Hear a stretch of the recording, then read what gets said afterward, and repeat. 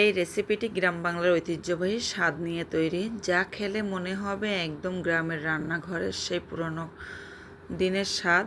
তো আজকে এইভাবে টমেটো ভর্তাটা রান্না করা হবে।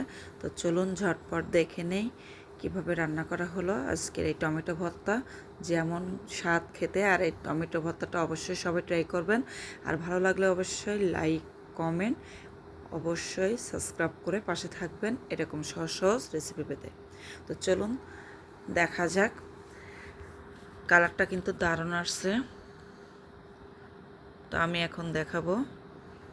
তার জন্য আমাকে আগে টমেটোগুলো কেটে এক সাইড করে রেখে দিতে হবে। এর মধ্যে একটা কড়াই নিয়ে নিলাম, আর কড়াইয়ের ভিতরে আমি কিন্তু পেঁয়াজ কুচি নিয়ে নিলাম। পেঁয়াজ কুচিগুলো একটু হালকা লাল লাল হয়ে গেলে ওর ভিতরে কয়েকটা কাঁচামরিচ আমি কুচিয়ে দিলাম।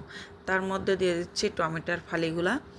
এইভাবে করে ফালিগুলা দিয়ে খুব সুন্দরভাবে নেড়ে নিতে হবে কিছুক্ষণের জন্য। তো এরকম আস্তে আস্তে আমি একটু টমেটোর ফালিগুলা নেড়ে নেব, যাতে করে ওগুলো নরম হয়ে যায়।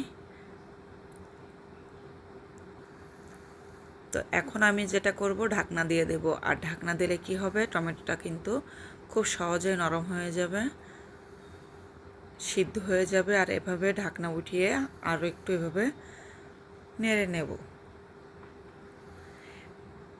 পুরো টমেটোই কিন্তু এভাবে আমি রান্না করে নেব। তো আমার টমেটো থেকে কিন্তু পানি বার হয়েছে। আমি এখানে এক্সট্রা কোনো পানি ইউজ করব না। এভাবে টমেটো ভর্তা খেয়ে দেখবেন, ইনশাল্লাহ অনেক মজা হয়েছিল। আপনারাও অনেক মজা পাবেন। আর খেয়ে অবশ্যই কমেন্টে জানাতে ভুলবেন না। এরকম সহজ সহজ রেসিপি কিন্তু আমার চ্যানেলে দেওয়া আছে, আপনারা চাইলে ভিজিট করতে পারেন।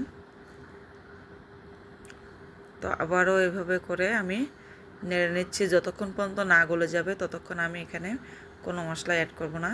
এখন আমার টমেটোগুলো কিন্তু একদম গলে গিয়েছে। আর এর মধ্যে দিয়ে দিচ্ছি রসুন বাটা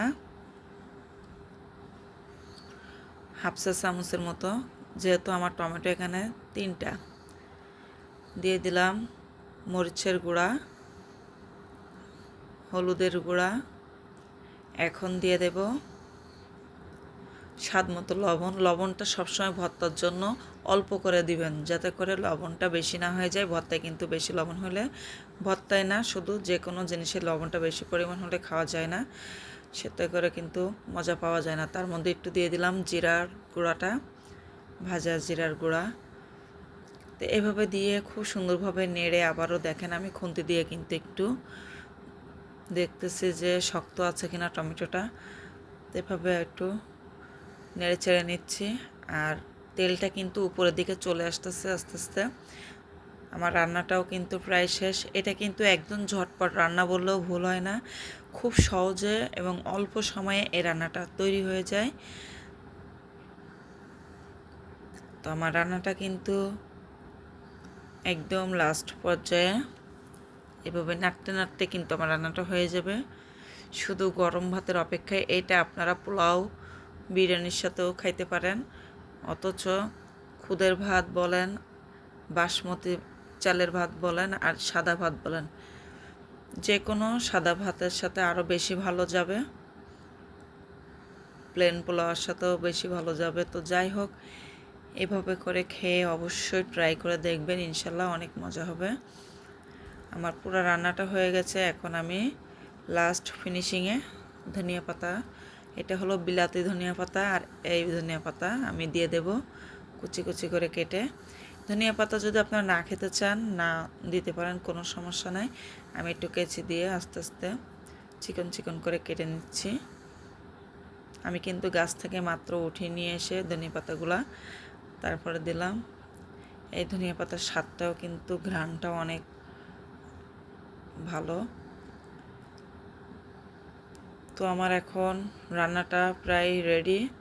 তা আমি আরেকটু দিয়ে দিচ্ছি, একটা পাতাই দিয়ে দেবো এখানে কুচি কুচি করে।